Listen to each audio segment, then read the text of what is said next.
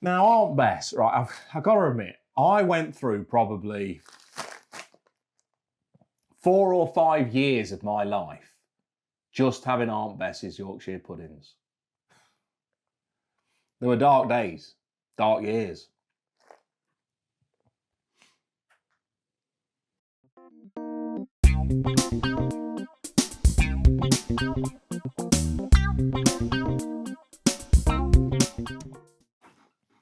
Well, hello there.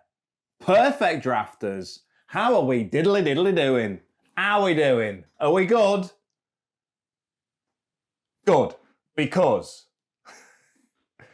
people, what have we got in there? I've got the glass. Yes. Not quite the right glass because it's a Pilsner. It's a bit of a premium Pilsner. It is the Hertog Jan Grand Pilsener. And I'm excited for this one. I'm excited for the majority of them, aren't I? You know, there's not many of these videos that I start and I go, not that excited about this one, but I'll give it a go. Generally, I'm pretty excited about them. And this one's no different.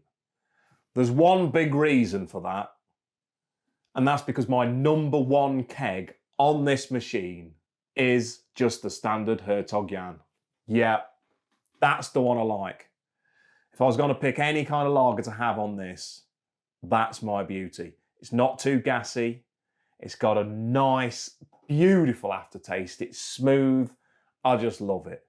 I think it's a hell of a beer. I really do.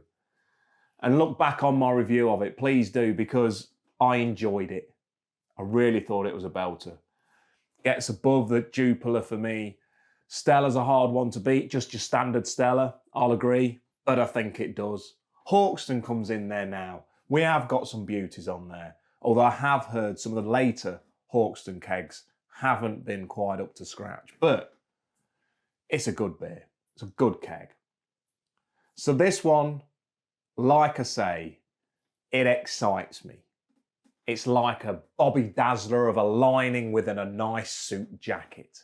It dazzles, it excites. The shame here is that it is a limited edition. It's on a limited release, and I don't get wound up about too much stuff, I really don't, but I'm kind of foreseeing that this is going to be a good one. I've heard good things about it already. So these limited releases do wind me up a tad. Just because you're like, you know, you find yourself an absolute belter, you go, yeah, I'm going to go mad on that this summer. This machine is going to see many a keg of that go through it. And then all of a sudden, no, it's a limited edition. You can't get it. It's out of stock. A lot's been said recently about Schneider's. Yeah. The Bayerish Hells or whatever it was. Nice Hells lager. Yeah. I mean, I wouldn't buy it over a Lowenbrow. I wouldn't. So I think, you know, we've got that standard keg on there at all times. Lowenbrow is very rarely out of stock. And I think that's a hell of a Hells lager. So have it. You know, Camden Hells, I probably wouldn't buy Schneider's even over that. I wasn't that impressed with Schneider's when I had it, but it wasn't bad. And a lot of people do like it. So again, they were a little bit upset when that was out of stock. Got a little bit excited though when it came back in, and a lot of people have bought it. Fair dues to you. Fair play. So yeah, I'm almost kind of a bit apprehensive about trying this and then really liking it only to not be able to have it again. Just a little bit of excitement when it's re-released every now and again. But that is what it is, people. Let's see how good it is. So from the Netherlands, as you would expect from the Hertog Jan Brewery, we're looking at a 5.7%. Right, so the normal standard Hertog Jan is 5.1. So not one to be taken lightly, yeah?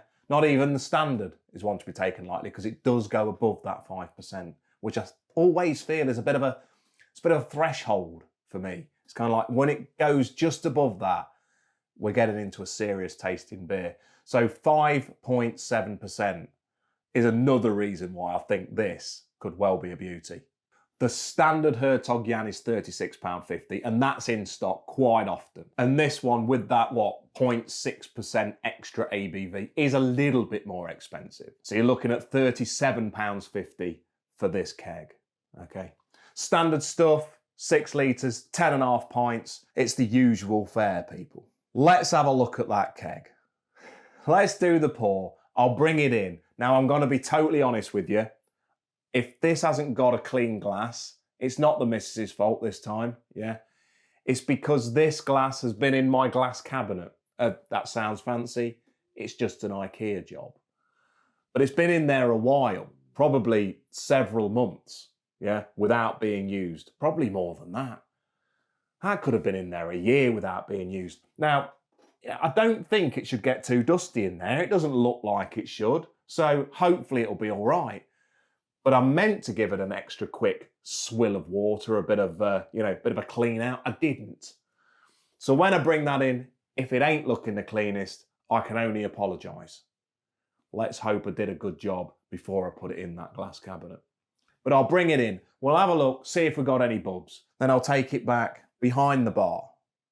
I'll have a swill. I'll have a sippy suppy soo. Yeah, see what that mouth feels like. Before I rate it, I will have some snackage. My mate, again, I do buy my own snackage from time to time, but this is something he dropped round. And it is more crisps, yeah, not spuddos like the last few reviews. It's more crisp, but a bit of a cheeky little flavour. So we'll try them. I'll rate the snackage, I'll rate the beer, I'll tell you what I think. It's the usual order of play, people. But let's get stuck into it. Let's have a look at that keg. So there it is, people. There's the Hertog Jan Grand Pilsener. Yep. 5.7% volume, quite clearly displayed just there. This is one of those kind of wraparound labels that they do now and again, but obviously that middle piece there, that's what you'd get around the full keggage normally. Yeah.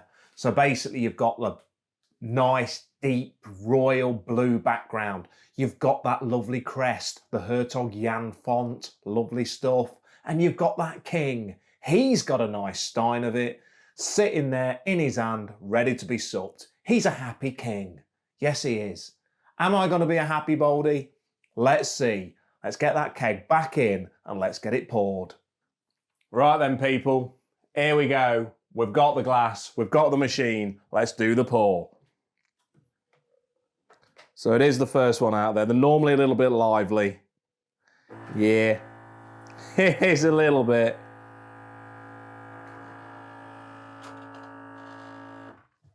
Right. That, there is no doubt about it, is going to need a tippy toppy too. There's no doubt about that. I'm not going to do the old fingers head because I haven't got enough fingers to show you how I have. I could use both hands. But right, let's bring it in and have a look at those bubs before I do a tippy toppy too. So here we go then, people. Look at that. Look at that foam head. That is a lovely looking compact white foam head. It really is. And it's got some bubs. That is the most bubs I've seen in a while. Probably because I've had a few IPAs and that fruit beer, that Quack Rouge. Yeah. That was a belter. But look at that. That, people, is Hertog Jan Grand Pilsener. Right there. Look at that. That looks pleasant. I mean, like a deeper amber. It's a little bit deeper amber than I would say the Hertog is. Yeah. Just a touch.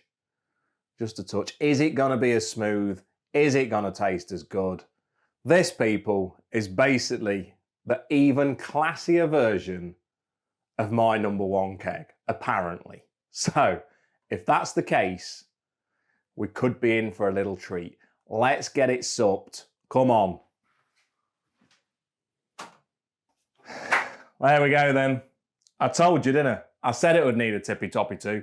Although you got to say, after that head has died down, it's not a bad kind of sized beer. I mean, you'd send it back, but let's give it a tipper. Now we're gonna get domage and all sorts now. Look at this. Look. He's had a nightmare there. He's had an absolute mare there. That's amateur hour here on Big Bold Reviews. That's what that is. Look, it happens to the best of us. Look at that. Kicking off. And I ain't going to hide it. I won't edit that out. I edit a lot of stuff out. I do, because at times I have an absolute mare. But I won't edit that out. Look, I don't want to make everyone feel inferior when they're pulling their pints, thinking that Baldy gets it right every time. No one does. No one does. Look at that. I don't know how to describe what that looks like at the bottom of my glass right now, but it don't look pleasant. Yeah. Let's just kind of... What have I done? Look at that. What's happened there? I mean, the actual pint looks all right. Just flick that off.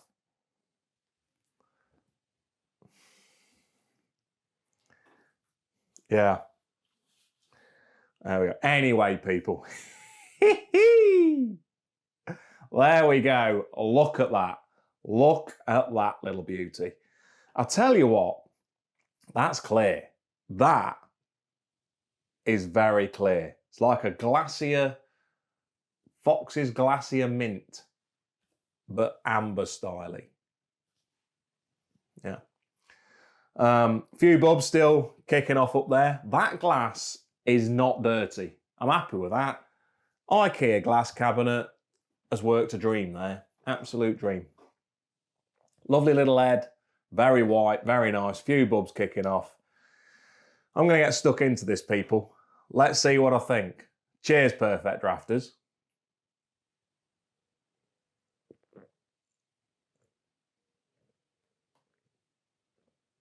Straight off the bat, that is crisp. I've got some crisps in a minute, but that Pilsner is crisp. And you want a Pilsner to be, don't you? Let's face it.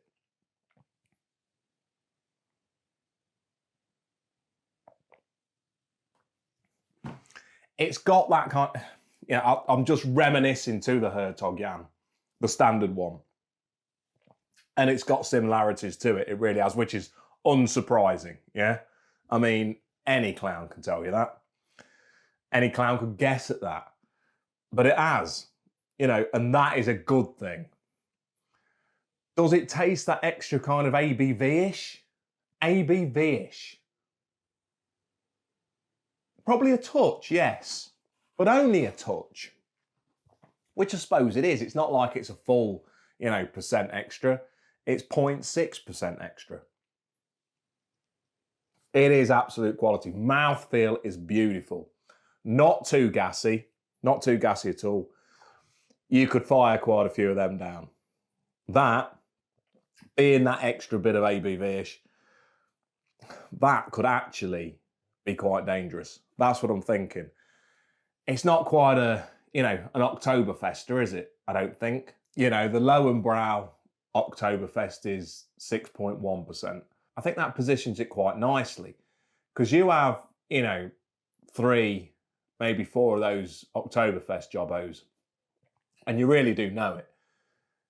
You could probably have that of this and you'll be all right, you know, depending how you are, you know, depending on what you've had before it, depending on how much you have generally. But it's an easy drinker. It's an easy drinker. Like I say, it doesn't gas you up too much. Nice clingage to the glass. Lovely bit of clingage. You know, I'm seeing some nice bubs still. It's keeping that little bit of a head. It's a quality, crispy little Pilsner. That's what it is. You know, I'm not saying it's cheap at £37.50, you know, but it's not that bad either. You know, you can pay easy, what, £7 for that in a pub, you know, and that's where I live. Go down to London, probably a bit more. It's pleasant.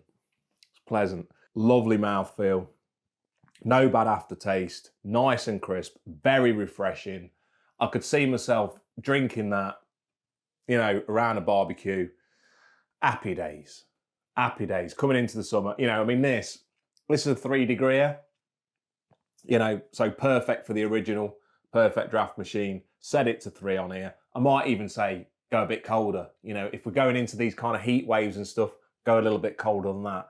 Lovely bit of extra coldness on this. That will go down a treat. That's a supper, I tell you, it is. That's a supper and a swiller all in one. You could do what you like with it. Just drink it, yeah. Right. Let's have some snackage, people. Mate brought these round at the same time he brought round another snack. What was it? Chicken skin. So, a few reviews ago, I did have to actually check the sell-by date on these.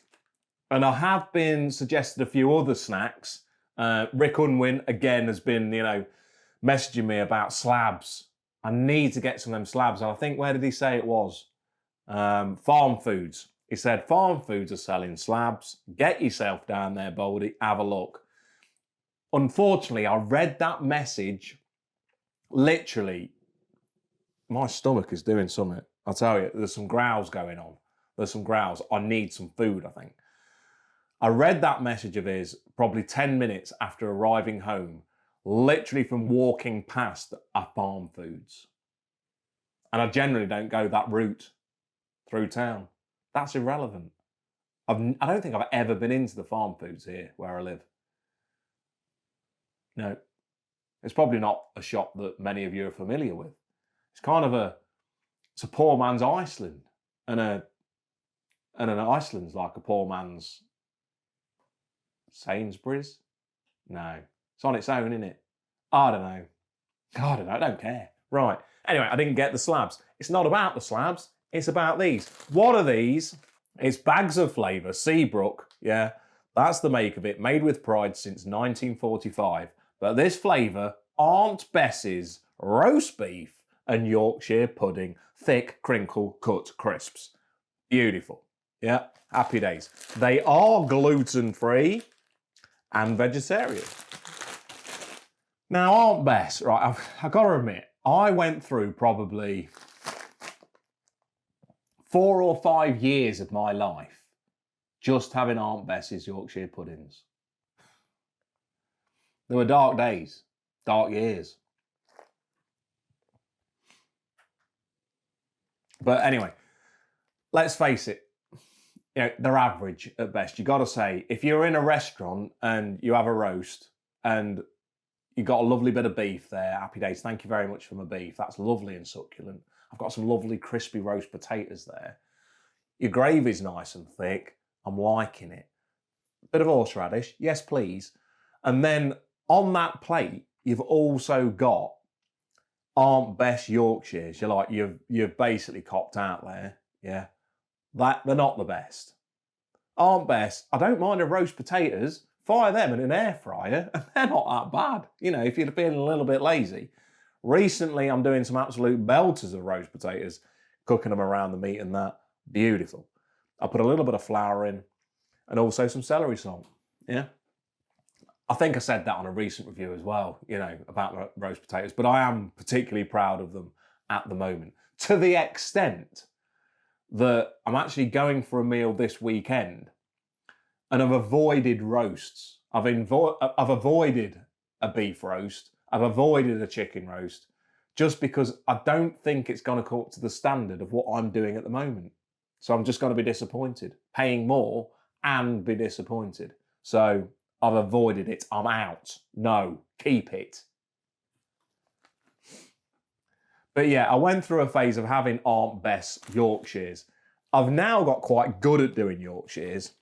I'm bigging my cooking skills up, but I've got a bit more into cooking with the old, with the experience of age, you get a bit better at certain things, and I think I've got better at cooking. I do.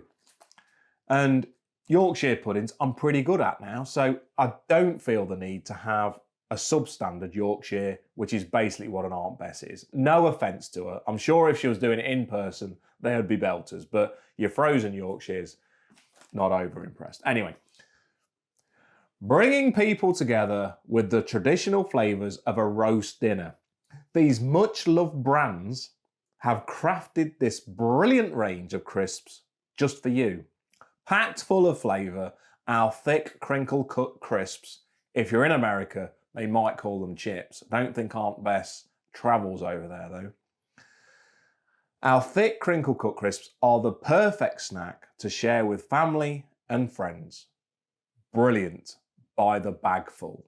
I like that phrase. Brilliant by the bagful. Nice. Visit us online at seabrookcrisps.com. These are roast beef and Yorkshire pudding flavour potato crisps. Now, what I'm immediately kind of thinking in my head is they're going to be kind of like beef flavoured crisps. Yeah? I'm kind of thinking I'm not going to get much of a Yorkshire flavour to this. It's basically going to be beef crisps, which I think will be slightly disappointing if that's the case. If they've captured an essence of Yorkshire pudding within the crisp, they've nailed it. Yeah, that will be a belter. But I'm sceptical. I don't think that could have happened. Hard flavour to capture, which apparently also banana is, I think. Let's get stuck in. Let's give them a go. Right. First up, people, let's get the schnez in there. The smelling beef-like crisps, which is what I expected. They're even looking a bit beef-like crisps. Bit of a darker tinge to them. There's the odd one there that's looking a little bit anemic. I'm not going to pick them. I'm going to go in here. Look at that. Yeah. I think we can go for a 3 crisp grab. We can. Yeah, 3 crisps. So just on the site, you know, you often eat, I don't know what percentage they say, but you often eat with your eyes. There's a certain percentage of you that eats with your eyes, a bit more that gets the sense of smell, you know, and then there's a bit more that obviously a lot more, which is the taste buds. So let's wet the whistle a little bit more. Lovely, right. And let's crack in. They look like they are flavoursome ones in there. Let's go.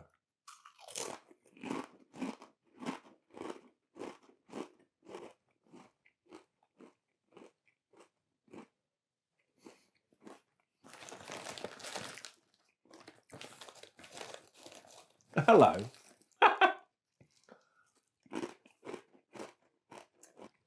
Interesting. Interesting.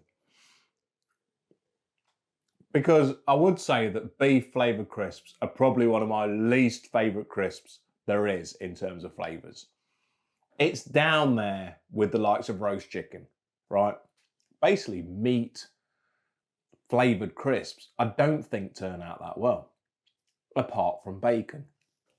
Bacon's fine, but then bacon is kind of one of those kind of snacky meats that just lends itself well to crisps. But beef and chicken, no. They're not my favourite kind of flavours. I certainly wouldn't have the kind of meat flavoured crisp, you know, multi-pack. You know, your meat feast kind of packs. But these, I've got to say, so that's why I was thinking I'm not really going to like these. I had that preconception in my head. They're not bad. They're really not. There is a lot of beef flavour there, yes. But unbelievably, you can actually taste a bit of Yorkshire. You can. That Yorkshire kind of, I don't know, the kind of batter flavour, you know, bit milky, bit eggy, you know, it's there. I'm not sure I like it, but it's there. And I just said, if they've captured that as well, then fair play to them, that's amazing. I think they've captured it. I'm not sure it's amazing.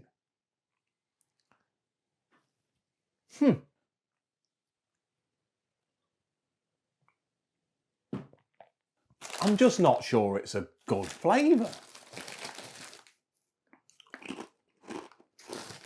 I think they've done it. I think they have.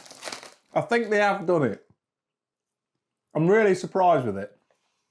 They are a roast beef and Yorkshire pudding flavoured crisp. I'd be interesting. I know they are. That's just fact. I've just literally stated a fact.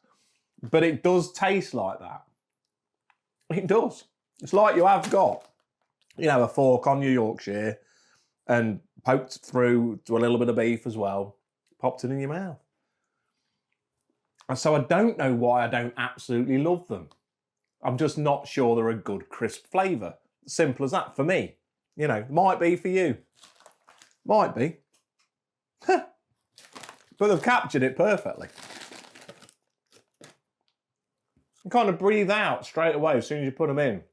And there's Yorkshire kind of sense there. It's there. I think because I've got that, which I'm going to rate in a minute, but And then I've got these, which I'm thinking, if I'd have had some kind of, you know, jalapeno and cheddar crisps or some really nice nuts, then Budweiser nuts, you know, the buffalo wing nuts or something like that, that would be an absolute dream with them. This is just, it is what it says. It is roast beef and Yorkshire pudding crinkle cut crisps. They're nice, good crunch, nice in the mouth. Nothing wrong with that. Nice and pleasant. You know, if I got home after having a session out with the boys, got home, they were open or just on the side, they're probably all gone. I'd have them all. And then I'd think in the morning, did I really want that flavour? Probably not. But they were satisfying at the time. You know, it's a little bit like, you know, if anyone's been to Bredbury Hall, yeah? I don't know if anyone's been there, but basically you've got a couple of phases, yeah? You've got your residence bar where you go and sit down in the residence bar, you have a drink, etc. Then, you know, bouncers will come to you and say, smarten up a bit, chaps. Yeah, so you go and put some smarter clothes on. You go through to a kind of members bar. So it's like phase 2, you go through there. Then you go through this basically tunnel into a nightclub, yeah? And you're dancing around, having a good time, a few more drinks. Then it gets to around about, I don't know, 3 o'clock in the morning. And things start to dwindle down. So you walk back through into the residence bar and there's karaoke on and there's also a little bit of a carvery cob situation where they're carving up a bit of beef, yeah, lobbing it in a cob. God knows how much it costs. It's probably about £8 a cob. That was like 10 years ago, I think it was £8 a cob. Yeah, so now it's probably about £15 a cob. And then you fire it into it and it's like, yeah, that's just what I needed at this point. You know, a beef cob with some onions in there, a little bit of horseradish. You know, in your mouth. Woohoo! It's a belter. It's an absolute belter. And that's what this would kind of be. Not to that extent, you know. Not to that extent at all. But, you know, get home, fire them down. At that time, you'd be thinking, yeah, I'll have them. That's just what I need. Little story. Anyway, people. So, yeah. They are that flavour, roast beef and Yorkshire pudding. They've done very well, and I will give them a point or two more just for capturing that flavour. I really will. That, right, you can see what's happened there because basically even having them and having this, editing a bit out, you probably won't see a bit of me drinking that because it's boring sometimes, just watching someone drinking, yeah? Because you probably want to drink yourself. But look, it's gone, hasn't it? It's gone. I'll have another tippy toppy. I'll have more than a tippy toppy. I'll have a filly fully. Filly fully. Anyway, that's good. That is a pleasure to drink. It really is. Goes down an absolute pleasure. Not going to say any more about it because at the end of the day, what more is there to say? I'm going to give it a 9. A 9, which I think is the same score as what I gave the Hertog Jan. The reason being, I don't think it's necessarily far more flavoursome than the standard Hertog Jan. It obviously has got a bit more ABV to it, so it's got a little bit more of a punch to it, yes, but the crispness is pretty much the same. The aftertaste is pretty much the same.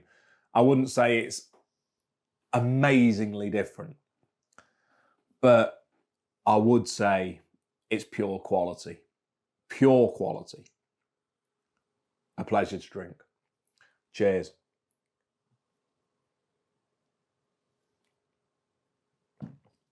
Those. So for me personally, I would probably give them probably a 6. Yeah? Done a couple of double probablys there, but I'm going to go for certain. That is a certain 6 for me. I don't know if you like beef crisps, so if you like the standard Walker's beef crisps, that's one of your favourite flavours, then maybe have a go at this, as long as you do like Yorkshire puddings as well.